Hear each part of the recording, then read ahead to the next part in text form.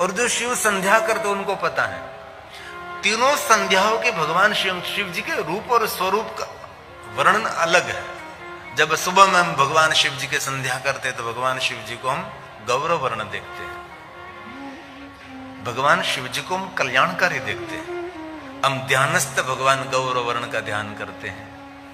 श्वेत वर्ण भगवान शिव है सुबह में, और मध्याह्न भगवान शिव जी का ध्यान करते तो भगवान शिव जी रक्त वर्ण है, रुद्र स्वरूप है जो रक्षक है। सुबह का स्वरूप है वो सबका कल्याण करने वाला स्वरूप है। मध्याह्न जो भगवान शिव जी का ध्यान करते तो रक्त वर्ण है, रुद्र है, रक्षक है। और संध्या समय जब भगवान शिव जी का ध्यान करते हैं तो श्याम वर्ण है, शंकर है, शांति देने वाला है। इसलिए तीनों समय व्यस्त जीवन में से थोड़ा समय निकालिए। ऐसा नहीं कह रहा हो कि आप विशेष प्रकार स्नान करें, पवित्र करो, नहीं, कुछ भी नहीं। कोई भी अवस्था में, फोर व्हील चला रहे हैं, टू व्हील चला रहे हैं, कोई भी अवस्था में, दुकान में, ऑफिस में, कोई भी काम कर रहे हैं, लेकिन मन की अवस्था होनी चाहिए और मन से एक परमात्मा पर संपूर्ण आस्था भी होनी चाहिए। इसलिए तीनों समय जो भगवान शिव जी को याद करते हैं उनके लिए कहा है मेरु कांचन दतानम। मेरु पहाड़ जितना स्वर्ण का दान कौन कर सके? कोई नहीं, कल्पना भी नहीं हो सकती। और वर्तमान युग में तो ये कभी कोई कल्पना भी नहीं कर सकता। मेरु पहाड़ जितना स्वर्ण का दान कभी नहीं। दो संध्या समय, मध्याह्न और सुबह में प्रातः काल, तीनों समय क्या पुण्य कहा। ये शिव महापुराण ग्रंथ के सभी श्लोक है। मेरु कांचन दतानम गवां कोटि शतानि च। सैकड़ों गायों का दान करने से जो पुण्य फल मिलता है, तीनों समय भगवान शिव को याद करने मात्र से, वहां से बात पूरी नहीं होती। पंचकोटि तुरंग गणा तत्फलं शिव दर्शनम। तत्फलं शिव दर्शनम। ये शिव जी के दर्शन और शिव जी के स्मरण की एक महिमा, शिव जी को याद करने की महिमा। इसलिए बहुत हृदय से कहता हूं, जीवन में एक पल भी हमारी ऐसी नहीं होनी चाहिए जो शिव की याद के बिना। हमारा एक श्वास भी ऐसा नहीं होना चाहिए। हमारे तन में, मन में, जीवन में शिव ही शिव रहना चाहिए और कोई नहीं। हमारा जीवन भी शिव है। हमारा भगवान महादेव के प्रति भाव कितना है। शिव महापुराण ग्रंथ में ऐसी बहुत सारी कथा है जो वनवासी, वन में रहने वाले, बहुत सारे हिंसा करने वाले हिंसक, उनको भगवान महादेव मिले। देखिए शंकर भगवान के प्रति हमारा भाव कितना शुद्ध है, यह बहुत महत्व की बात है। इसलिए भगवान महादेव ने स्वयं ने अपने भक्तों को वचन दिया है, कभी मेरे भक्तों पर कोई विपत्ति, इस समय मैं उसकी रक्षा के लिए पहुंचता हूं। कोई भी स्वरूप में, कोई भी रूप में वहां पहुंचता हूं। ये महादेव ने कहा है, यदा यदा विपत्तिः भक्तानां भवति क्वचित् तदा तदा हराम्याशु तत्क्षणात् सर्वशः सदा। तत्क्षण इसी समय पहुंचता हूं। तत्क्षणात् सर्वशः सदा। इसलिए मैं विलंब नहीं करता। जो मेरा भक्त मुझे समर्पित है, हर पल में उनकी रक्षा करता हूं। इसलिए बहुत हृदय से कहता हूं, निरंतर भगवान शिव को याद करें। कभी जीवन में किसी को कुछ फरियाद करने की आपको आवश्यकता नहीं रहेगी। ब्रह्मा जी ने भगवान महादेव के अगणित रूपों में से नीलकंठ रूप क्यों ले लिया? क्योंकि नीलकंठ रूप भगवान महादेव ने कहा, ब्रह्मा जी ने देखा है, विषपान करते हुए देखा है। अकारण ब्रह्मांड का क्षय हो रहा था, तब ब्रह्मांड की रक्षा अन्य कोई देवताओं ने नहीं की है, स्वयं महादेव ने की, शंकर भगवान ने की। आपको पता है भगवान कृष्ण का अवतरण हुआ तो भगवान महादेव दर्शन के लिए गए थे ना, और बहुत सुंदर संवाद भरी हुई कथा है। लेकिन माता ने, यशोदा ने जब लाला को भगवान महादेव की गोद में दे दिया तो लालजी महाराज क्या करने लगे? बाल कृष्ण जी भगवान महादेव के गले में से सर्प पकड़ने लगे। तो भगवान महादेव ने तुरंत मन ही मन कह दिया, आपको भी काले नाग को नाचना है, थोड़ी सी प्रैक्टिस कर लें। तब भी भगवान कृष्ण जी ने यही कहा कि भगवान आपने विषपान किया है, आप चले जाएंगे तुरंत मुझे कोई विष पिलाने वाले आने वाले। ये भगवान कृष्ण और शंकर जी का सुंदर संवाद है। इसलिए ब्रह्मा जी ने अन्य रूप का वर्णन नहीं किया, नीलकंठ रूप का वर्णन किया, नीलकंठ रूप का वर्णन किया। ये पुष्पदंत महाराज ने भी इस रूप का वर्णन किया है। अकांड ब्रह्मांड शैलचकित देवासुर कृपा विधेयस्यास्य स्त्रीनयन विशंसरत सकलमाशः कंठे तव न कुरुते नाश्रियः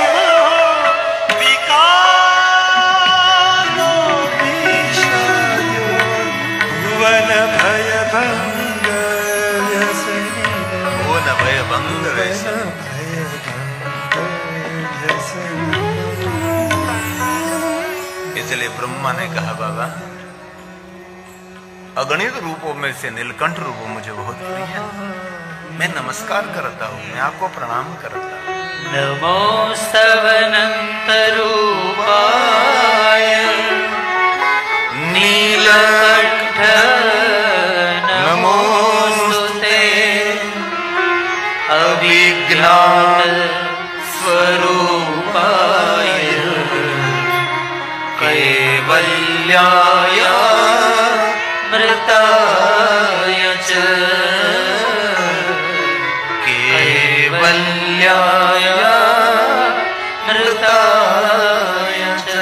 ब्रह्मा ने कह दिया कि आप तो साक्षात अमृत स्वरूप हैं, इसलिए आप विषपान कर सके। जो अमृत का स्वरूप आप नहीं होते तो भगवान महादेव जी आप कैसे विषपान कर सकते हैं? समाज का अनादर कौन सहन कर सकता है? जिनका जीवन आदर से भरा है वो दूसरे का अनादर सहन कर सकता है। दूसरे का अपमान कौन सहन कर सकता है? जो स्वयं अपने जीवन को मान सम्मान से भर दिया है वो अपमान सहन कर सकता है। ये सज्जनों का स्वभाव है। कोई सज्जन का अनादर अपमान करे तो कुछ नहीं बोलेगा, कुछ भी प्रतिकारक नहीं, कभी नहीं। ये मौन रहेगा, वो शांत रहेगा, धीरे से वहां से हट जाएगा। ये सज्जनों का स्वभाव है। सज्जनों को कैसे पहचाने? सज्जन की कोई निंदा कर रहा है तो वो स्वयं उनकी निंदा करने नहीं लगेगा, वो मौन रहेगा, क्योंकि सज्जन है। और हमारा तो व्यवहार कैसा, हमारे लिए कोई बुरा बोले तो हम उनके लिए बुरा बोलने लगते हैं, सीधी बात है। हमारा कोई अनादर करे तो हम उनका अनादर करने लगते हैं। हमारा सबका, ज्यादातर ऐसे लोगों का स्वभाव है। किसी ने हमारा अपमान किया तो हम ध्यान में रखते हैं कि कभी उनका अवसर आने दो, उनका मैं भी अनादर करूंगा, अपमान करूंगा, दक्ष महाराज की तरह। इसलिए ब्रह्मा जी ने कहा कि महादेव आपने विषपान इसीलिए किया क्योंकि आप केवल्य अमृत स्वरूप है भगवान। ब्रह्मा जी ने बहुत सुंदर स्तुति की है। अंते कह दिया, कोई नहीं जानता महादेव आपको, अविज्ञात नान्तम देव, कोई नहीं जानता, कोई नहीं जानते। अविज्ञात स्वरूपाय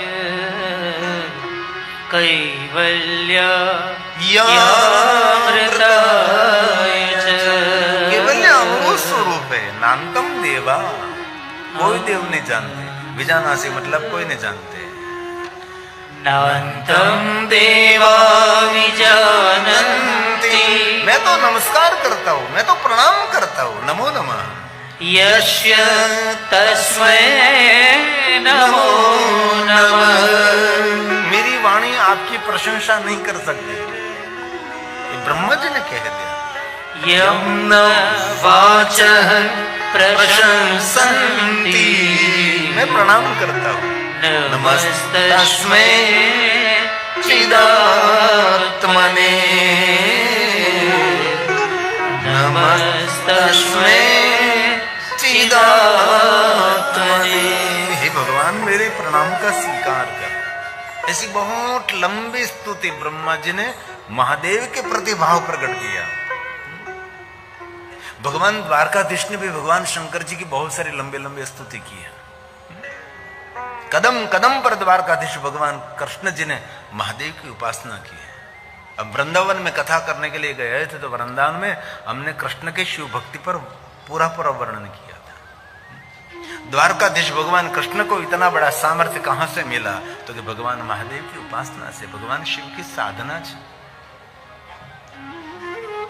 लेकिन कृष्ण को मानने वाले तब शिव से दूर भागते हैं, तब कृष्ण कितना प्रसन्न रहता है।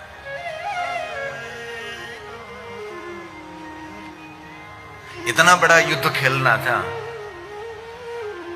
तो अर्जुन को पकड़ कर ले गए कि चल पहले हम भगवान महादेव को जलाभिषेक करेंगे।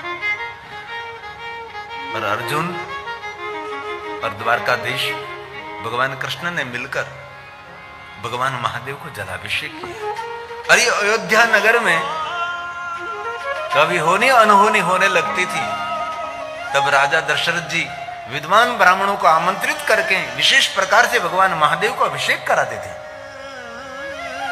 भरत जी ने भगवान महादेव को अभिषेक किया है, शत्रुघ्न ने भगवान महादेव को अभिषेक किया, और भगवान राम तो कभी नहीं भूलते। राम जी का तो नित्य एक कार्य था भगवान महादेव को अभिषेक करना, भगवान शिव जी को जल चढ़ाना। और 5 पांडवों को निरंतर महादेव के प्रति भक्ति प्रदान करने के लिए बहुत बड़ा योगदान भगवान कृष्ण जी का है। पांडव जहां जहां गए पांडव, वहां ने भगवान महादेव के लिंगों की स्थापना की। अगणित भगवान महादेव के लिंग स्वरूप है। राम जी ने भी कम लिंगों की स्थापना नहीं की, राम जी ने अगणित लिंग स्वरूप की स्थापना की। द्वारकाधीश भगवान कृष्ण ने कहा कि मेरा प्राण भगवान शिव है, मेरा जीवन भगवान शिव है, ऐसा कृष्ण भगवान ने स्वयं ने कहा है। भगवान शिव की साधना करने के बाद भगवान महादेव मिले तो कृष्ण भगवान ने पहला वचन मांगा, भगवान मैं आपके पास कुछ भी नहीं मांगता, लेकिन एक बात कहता है भगवान। बहुत सारे क्रमशः भगवान कृष्ण जी ने बहुत सारे वचन महादेव के पास से मांगे, वरदान मांगे। इनमें से पहला वरदान कृष्ण जी ने मांगा, मेरे आंगन में नित्य हजारों हजारों ब्राह्मण भोजन करना चाहिए, कोई अतिथि मेरे आंगन से भूखा न जाए। मेरे आंगन में हजारों हजारों अतिथि और ब्राह्मणों नित्य भोजन करते रहे। तो भोजन कौन करा सकता है? जिनमें सामर्थ्य है। सीधा धन नहीं मांगा, ऐसे कृष्ण जी ने भगवान के पास मांग लिया। ऐसी कर्मश पूरी कथा शिव महापुर अंतर्गत है। इसलिए बहुत हृदय से मैं कहता हूं, वर्तमान युग में बहुत सारे संप्रदाय विचारधारा हैं, लेकिन आपका विचार भगवान शिव जी के चरणों में समर्पित करें। महादेव के बिना कोई देवता कभी उद्धार नहीं कर सकते। मुरकंड का पुत्र मार्कंड ने भगवान महादेव की उपासना की, और व्यार्धपात का पुत्र उपमन्यु जी ने भगवान शिव की साधना की।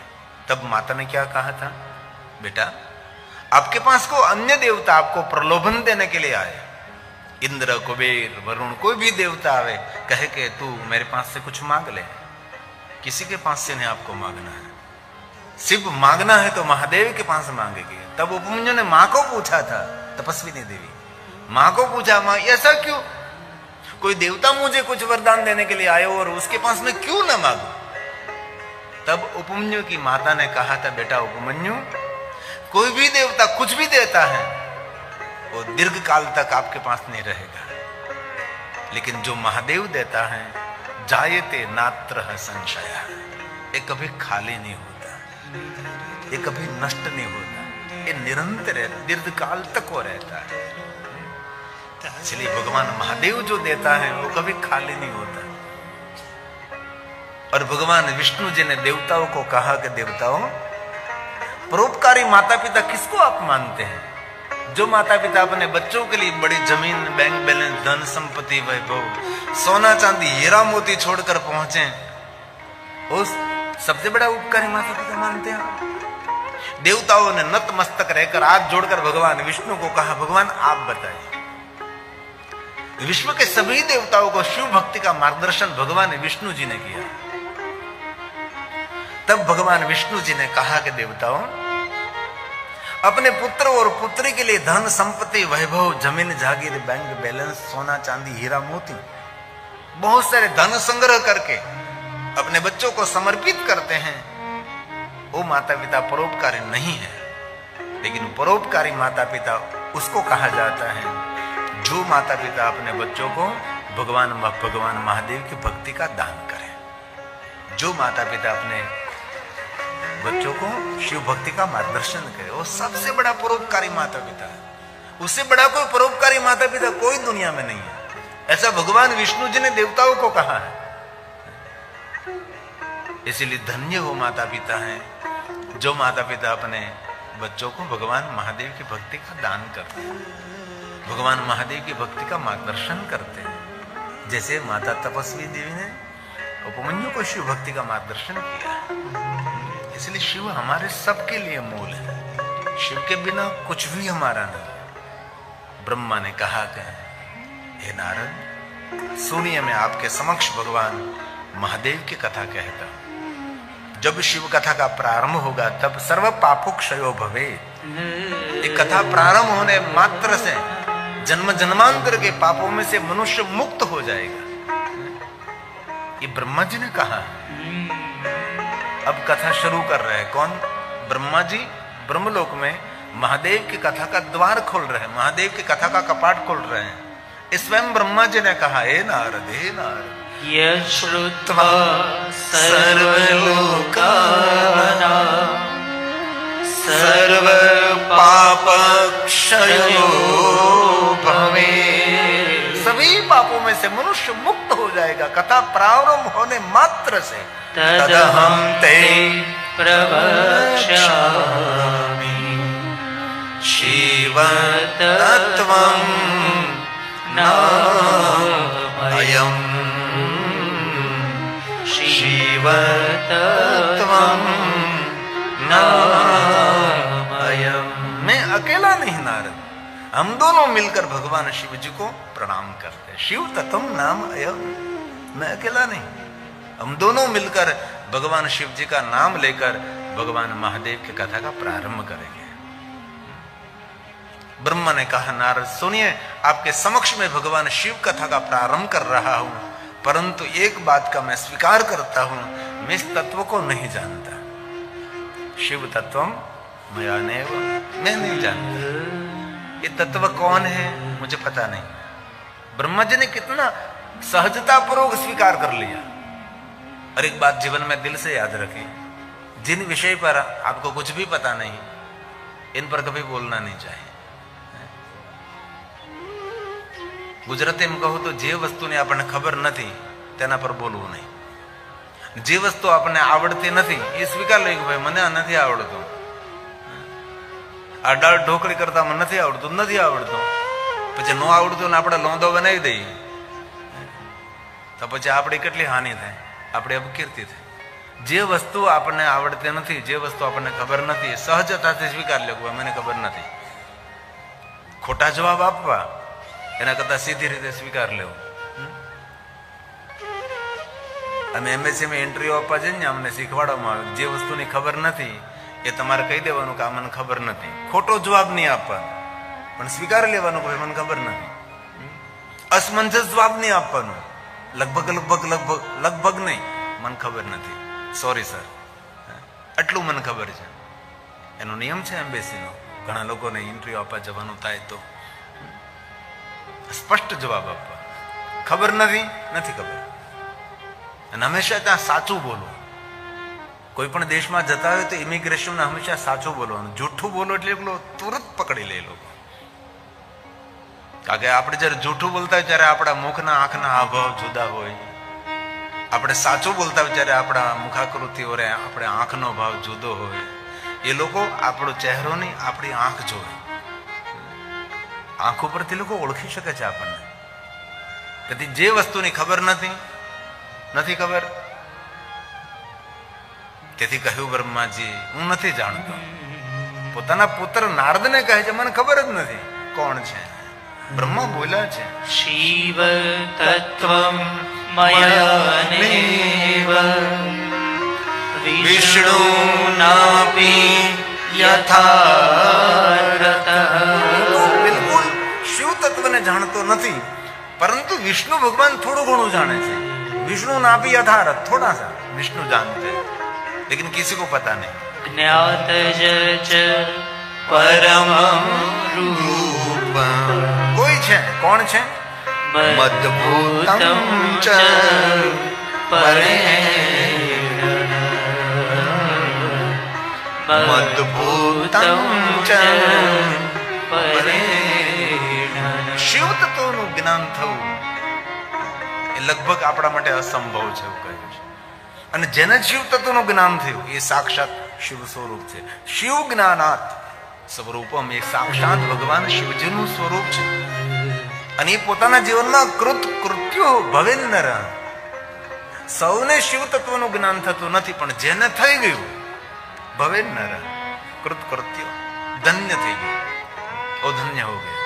सबको शिव तत्व का ज्ञान कभी नहीं होता, जिनको हो गया उनके लिए कहा कृत्यो भवेन्नर, ये धन्य हो गया. सबको कभी नहीं होता. जिन आत्मा को परमात्मा परम तत्व शिव तत्व का ज्ञान हो गया वो स्वयं शिव हो गया. शिव ज्ञानात् स्वस्वरूप. कितनी सुंदर बात की, वो साक्षात महादेव का स्वरूप हो गया. छोटा सा बिंदु सिंधु में गिरा, बिंदु का अस्तित्व मिट गया, वो क्या हो गया? स्वयं सिंधु बन गया. एक गुजराती में कहो तो नानकड़ो पाણીનું ટીપું એ દરિયામાં પડે પછી ટીપું ના રે શું રે એ પોતે દરિયો બની જાય. तो जिनको शिव तत्व का ज्ञान हो गया वो स्वयं शिव बन गया. इसलिए कहा, सुंदर बात है, बहुत गहरी बात है. शिव ज्ञानात् स्वस्वरूप महात्मा रामत्वमेष्यति. वो स्वयं हो गया, स्वयं शिव हो गया.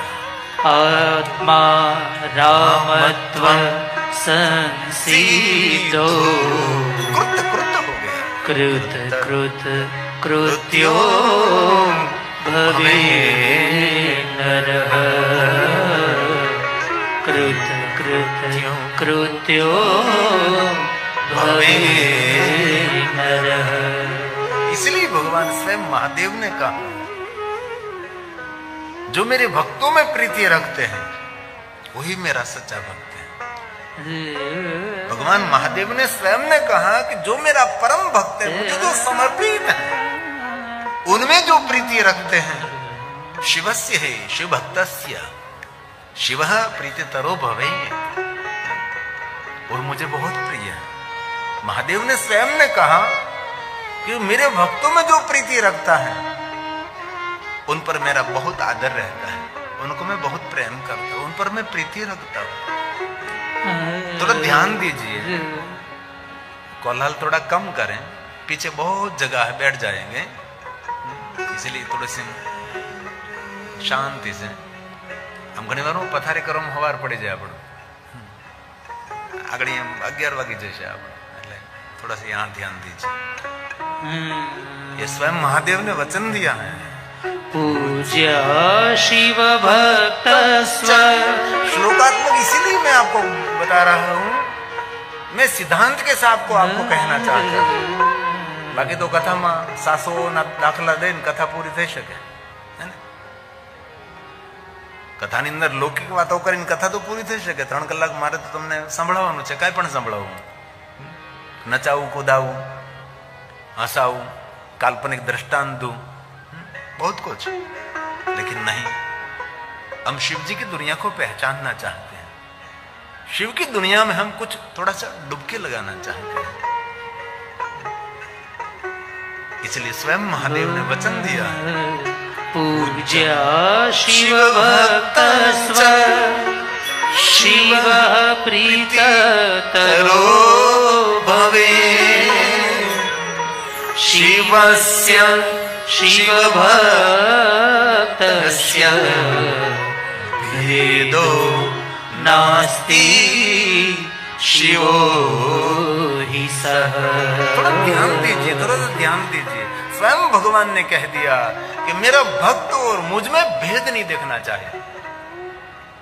जिनको तत्व का ज्ञान हो गए, जो संपूर्ण भगवान महादेव को समर्पित हो गया, जो मेरा भक्त है, मेरे भक्तों में जो प्रीति रखता है, उन पर मैं बहुत आदर रखता हूं, उन पर मैं प्रीति रखता हूं। और कह दिया भेदो नास्ति, मुझ में और मेरे भक्त में कभी भेद, हम ही गावे थोड़ा, मुझ में और मेरी भक्ति में, मेरे भक्त में भेद नहीं रखना चाहिए। ये भगवान महादेव ने स्वयं ने कहा, भेदो नास्ति शिवो हि सः। भेदो नास्ति शिवो हि सः। बहुत मैं हृदय से कहता हूं, निरंतर भगवान शिव का भजन करो। आपको देखने को मिलेगा आपकी दुनिया थोड़ी बदल रही है, आपकी दुनिया थोड़ी अपडेट हो रही है। ये मेरा निजी अनुभव है, अन्य कोई विचार नहीं। निरंतर भगवान शिव जी का ध्यान, महादेव का स्मरण, आप जो कार्य करते हो करते रहो, लेकिन आपका चित्त कैसे चित्त, जैसे पनिहारी कोई जा रही है, किसी के साथ बात कर रही है, लेकिन उसका चित्त कहां है, उसकी पनिहारी पर।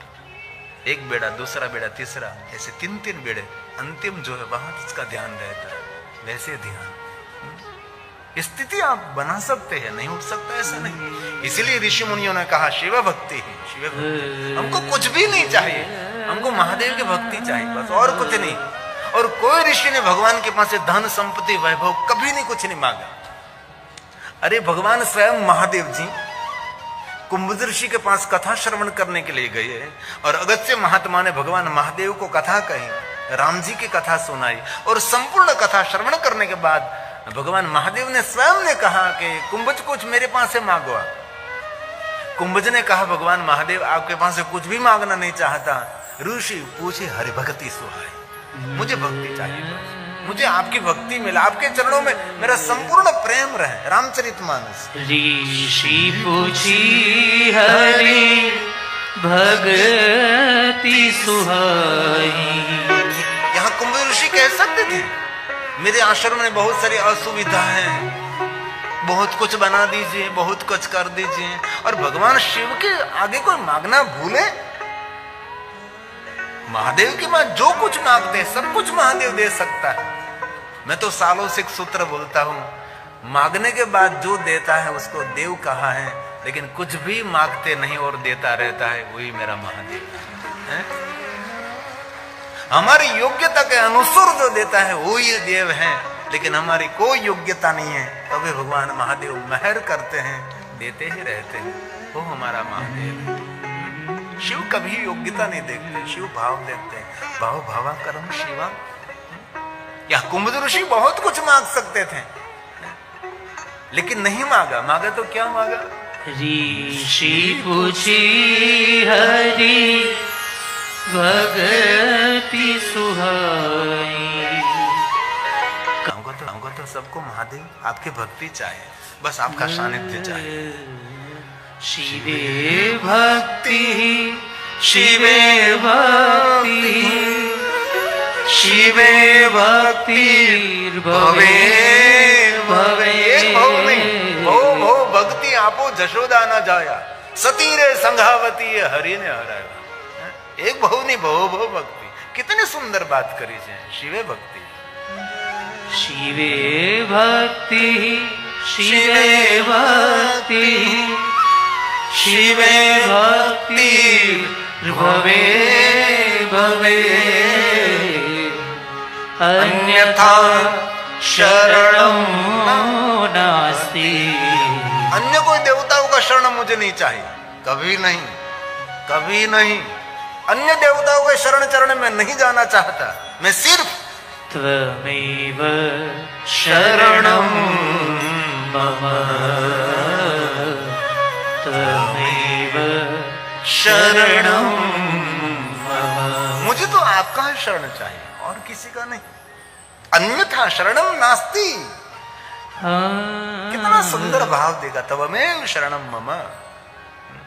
आदि जगत गुरु शंकराचार्य महाराज ने एक वेदसार स्तवन गाया, उनमें भी यही बात आदि जगत गुरु शंकराचार्य महाराज ने कहा, महादेव में कम, बस महादेव आपका एक का ही मैं भजन करूं और किसी का मैं भजन न करूं।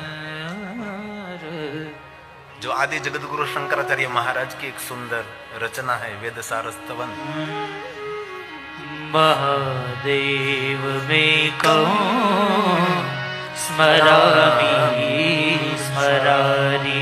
कितनी सुंदर बात, एक आपका ही भजन करो, दूसरा नहीं। हे शिव सुरेशम महेशं सुरेशं सुरारास्तिनाशं विभुं विश्वनाथं विभूत्यङ्गभूषं विरूपाक्षमिदं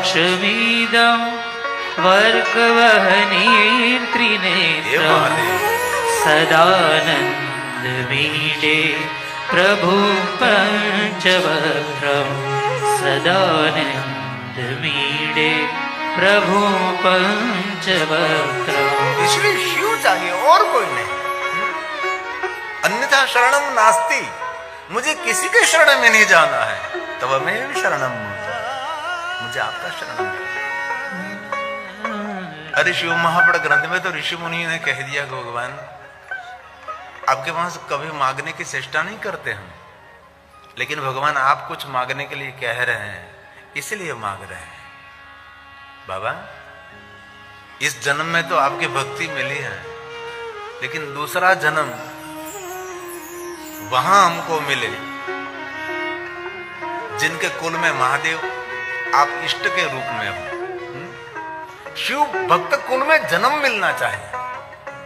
शिव महापड़ ग्रंथ का एक सुंदर श्लोक है, दिव्यता से भरा हुआ श्लोक है। स्वयं महादेव ने ऋषि मुनियों को कहा कि आप कुछ मांगो। तब ऋषि मुनियों ने महादेव के पास कुछ भी नहीं मांगा। कुले मम महादेवम, जिन कुल में महादेव की उपासना हो रही है, जहां हमारा जन्म मिले, ये माता पिता महादेव का भक्त होना चाहिए और इनके कुल देवता भगवान शिव आप होना चाहिए। ऐसे महादेव भक्त के कुल में जन्म मिले। और मैं शिव कथा कर रहा हूं, इसलिए शिव जी के बारे में आपको बताऊंगा। इसलिए आपका कोई अन्य कोई इष्ट हो तो आपको छोड़ना नहीं है। क्योंकि मैं शिव महापड़ कथा गा रहा हूं, इसलिए महादेव के बारे में आपको मैं बताता रहूंगा। और ऐसा भी नहीं समझना कि अन्य देवताओं पर मुझे कोई भाव नहीं है। सभी देवताओं का हम स्वीकार करते हैं, लेकिन मैं आपको महादेव की कथा सुना रहा हूं, इसलिए आपको महादेव की ओर पकड़ पकड़ में लाने का प्रयास करता हूं। आपका चित्त, आपका मन, आपका जीवन भगवान महादेव की ओर निरंतर यात्रा करे, हमारा प्रयास रहता है। इसलिए ऋषि मुनियों ने कहा भगवान और कुछ भी नहीं चाहिए, बस एक ही प्रार्थना है, दूसरा जन्म मिले तो वहां महादेव आपकी भक्ति होनी चाहिए, आपकी सेवा करने का अवसर मिलना चाहिए। जिनके कुल देवता महादेव है, इनमें बहुत सारे परिवार हो गए जिनके कुल देवता महादेव रहे हो गए, और बहुत लोगों ने अपने कुल देवता का त्याग भी कर दिया है। प्रलोभन में आकर, बात में आकर अपने इष्ट का त्याग कर दिया। जो आपके आपके माता पिता, आपके पूर्वज, आपके पूर्वजों जिन देव की उपासना साधना करते थे, उनका त्याग करके अन्य भटकने लगे। और शिव महापड़ ग्रंथ में स्पष्ट कहा है कि कलयुग में ब्राह्मण भी अपने इष्ट को छोड़कर अन्य स्थान पर भटकने लगेंगे। ऐसा श्लोकात्मक मेरे पास वर्णन है, क्योंकि सभी ब्राह्मणों का इष्ट देव भगवान महादेव है। और वर्तमान में हम देखते हैं बहुत सारे ब्राह्मण अपने इष्ट महादेव को छोड़कर अन्य स्थान पर चले गए। एक युग था, ब्राह्मण अपने नाम के पीछे शंकर लगाता था, गौरी शंकर, जटा शंकर, गंगा शंकर, नाम के पीछे शंकर लगता था। एक युग था एक। अब धीरे धीरे शंकर हट गया। इसलिए ऋषि मुनियों ने भगवान को कहा कि अब महादेव बस आपके भक्ति मिले और जिन कुल में आपकी उपासना हो रही है ऐसे शिव भक्त कुल में जन्म मिले। कुले मम महादेव। मैं जो आपके समक्ष कुछ कहना चाहता हूं सब कुछ मैं शिव महापड़ ग्रंथ में इसमें खोज कर लेता हूं। कोई काल्पनिक कोई बनी बनाई बात नहीं। आप जो शिव महापुराण पढ़ते हैं वो संक्षिप्त शिव पुराण है, इनमें श्लोकात्मक नहीं। ये सभी गुजराती हिंदी में रहता है, इसमें कोई श्लोकात्मक प्रमाण नहीं मिलता। मेरे सामने जो शिव महापुराण ग्रंथ है ये संपूर्ण श्लोक में संस्कृत में है, हमारे देवलिपि देव भाषा है और दुनिया की सभी भाषाओं में कोई पवित्र पवित्र भाषा है ये संस्कृत है। और ये ग्रंथ में ये शिव महापुराण ग्रंथ हमारा भगवान का वांगमय स्वरूप है। ये साक्षात महादेव का वांग मूर्ति है, ये शब्द लिंग है, वांग लिंग है। इसलिए सभी श्लोक शिव महापुराण ग्रंथ में से मैं निकालता हूं। कुले मम महादेवं भजनम तेस्तु सर्वदा। निरंतर आपका भजन, निरंतर आपका भजन। हे भगवान, माभूतस्य कुले जन्म यत्र त्वं नहीं देवता, यत्र त्वं नहीं देवता। यत्र तम नहीं, अन्य कोई देवता नहीं, यत्र त्वम नहीं देवता, और कोई नहीं चाहिए मुझे और किसी की जरूर भी हमें नहीं है। भगवान आप हैं, सब कुछ है। शिव महापुराण ग्रंथ में ऐसी बहुत सारी कथाएं जहां भगवान शिव जी का प्रागट्य हुआ।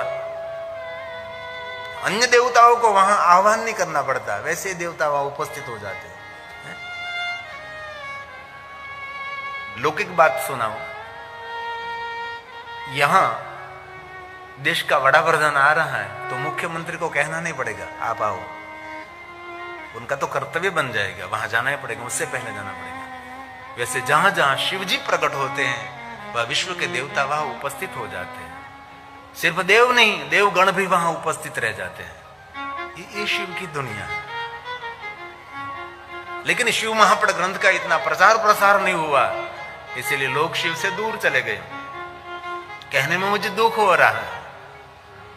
एक समय तो ऐसा था कि कोई शिवालय आता भी नहीं था, क्योंकि मेरा जन्म शिवालय में हुआ, मेरा जीवन शिवालय में बीता। मैंने देखा है कोई शिवालय पर आता नहीं था, क्योंकि इतनी संप्रदाय की बोलबाला और महादेव के प्रति इतनी। और मैं स्कूल में नहीं बैठा था, इससे पहले मैं कथा में जाता था और श्रीमद् भागवत कथा चलती थी।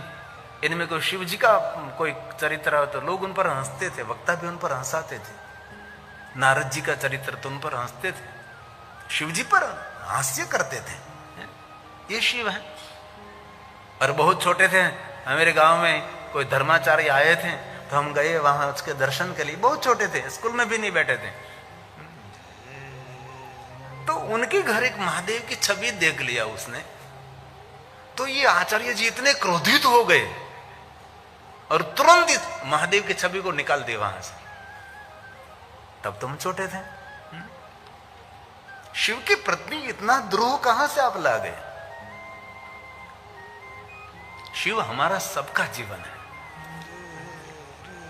विचारधाराओं ने शिव परंपरा को बहुत खंडित किया था, पर कहीं दूर दूर तक महाग्रंथ को लोकप्रियता मिलने लगी। बहुत प्रयास किया, बहुत प्रयास किया, और अगणित आस्था को भी मैंने निरंतर निरंतर साथ में रखी और दूर दूर तक महादेव की कथा का संदेश पहुंचाया। मुझे इस बात का गौरव है कुंडलिया परिवार के लिए। जब मध्य प्रदेश में कथा चल रही थी राजपुर में, तो ये सभी परिवार कुंडलिया परिवार मुहूर्त लेने के लिए आए थे। तो मैंने जाहिर में कहा था कि आज मैं बहुत मेरे जीवन को धन्य मानता हूँ, चूँकि मेरा गांव भी सावरकुंडला है, इस परिवार का भी गांव सावर धन्य मानता हूँ, चूँकि मेरा गांव भी सावरकुंडला है, इस परिवार का भी गांव सावरकुंडला है। मेरे गांव वाले मेरी शिव महापुण कथा का आयोजन करा रहे हैं, इसलिए मेरे लिए बहुत गौरव की बात है।